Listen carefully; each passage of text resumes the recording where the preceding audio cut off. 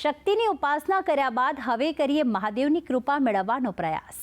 આજે શિવજીની કૃપા મેળવવા મોરબીના વાંકાનેરમાં આવેલ રફાળેશ્વર મહાદેવના કરીએ દર્શન। આ ધામમાં 5000 વર્ષ જૂના શિવલિંગના દર્શન થાય છે। સૌથી મહત્વની વાત તો એ છે કે આ ધામમાં પિતૃ તર્પણની વિધિનું પણ એટલું જ મહત્વ છે। તો આવો આપણે દર્શન કરીએ રફાળેશ્વર મહાદેવના અને જીવનને ધન્ય બનાવીએ। આજે આપણે દર્શન કરાવીશું સૌરાષ્ટ્રના અતિ કલ્યાણકારી શિવાલયના, જેનું નામ છે રફાળેશ્વર મહાદેવ। મોરબીથી વાંકાનેર તરફ જતા 15 કિલોમીટરના અંતરે આવેલ છે આ પવિત્ર મંદિર। કહેવાય છે કે આ સ્થાનક મહાભારત કાળ સાથે જોડાયેલું છે। 5 પાંડવોએ આ સ્થાન પર જ પિતૃ તર્પણ કર્યાની દંતકથા છે। તેથી અસંખ્ય શ્રદ્ધાળુઓ પણ પિતૃ તર્પણ માટે અહીં પધારતા હોય છે। તો વળી શ્રાવણ માસ દરમિયાન ભરાતા મેળામાં સૌ પરિવાર સાથે ઉત્સવમાં જોડાય છે। અહીંયા રફાળેશ્વર દાદાના અમે લોકો દર્શન કરવા આવ્યા છીએ। અહીંયા અમે રફાળેશ્વર દાદાને બહુ માનીએ છીએ, એમની શ્રદ્ધા છે અમને। અમે લોકો રફાળેશ્વર દાદાને અમારી 13મી જ્યોતિર્લિંગ તરીકે માનીએ છીએ। 12 જ્યોતિર્લિંગ છે, પણ અમારી માટે રફાળેશ્વર દાદા 13મી જ્યોતિર્લિંગ છે।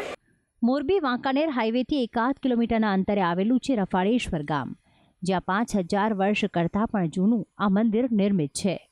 શિલ્પ અને કળા સ્થાપત્યના બેનમૂન ઉદાહરણ અહીં જોઈ શકાય છે।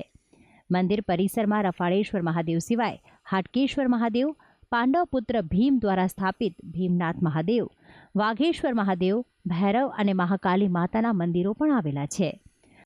પવિત્ર નગરી ગયાજી જેટલું જ મહત્વ ધરાવતું ગદાધર ભગવાન વિષ્ણુનું મંદિર પણ આ ધામની શોભામાં અભિવૃદ્ધિ કરે છે। આ મંદિરનું 4 મહિના મહત્વ છે। શ્રાવણ, ભાદરવો, ચૈત્ર અને કારતક, એ 3 મહિના પિતૃ કાર્ય થાય છે। 1 મહિનો પૂજાર્થી અર્થે બધા ભૂદેવોને અહીંયા તપ કરીને દર્શન કરે છે, એનો લાભ બધાને મળે છે। અહીં આવેલ દુર્ગતિ નાશક કુંડમાં સ્નાન કર્યા બાદ જ પિતૃ તર્પણની વિધિ કરાય છે। આ મંદિરની વિશેષતા એ પણ છે કે સામાન્ય રીતે કોઈ જગ્યાએ માતા અથવા પિતાનું તર્પણ થતું હોય છે, પણ આ પવિત્ર ભૂમિ પર માતા, પિતા કે બાળક કોઈનું પણ તર્પણ થાય છે। અહીં જોવા મળતો પ્રાચીન પીપળો પણ અનન્ય મહત્વ ધરાવે છે।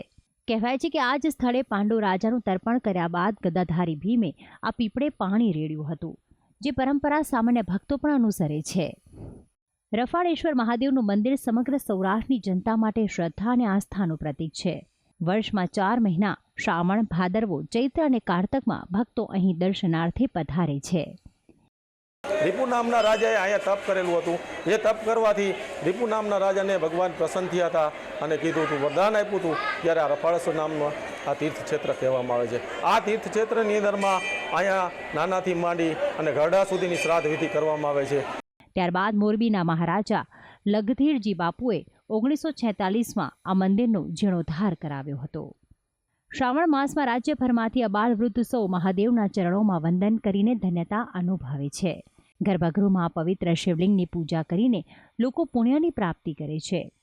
સૌરાષ્ટ્રની ભૂમિ કહેવાય છે સંતોની ભૂમિ।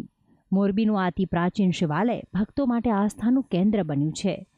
દૂર દૂરથી આવતા ભાવિકો માટે મંદિર ટ્રસ્ટ તરફથી ભંડારાની પણ અહીં વ્યવસ્થા ગોઠવવામાં આવે છે। ત્યારે શ્રાવણ માસમાં રાજ્યભરમાંથી ભક્તો અહીં આવીને મનની શાંતિ પ્રાપ્ત કરે છે। પોતાના પૂર્વજોના તર્પણની વિધિ દ્વારા તેમને મોક્ષ અપાવે છે। ભક્તિ સંદેશ, સંદેશ ન્યૂઝ, મોરબી।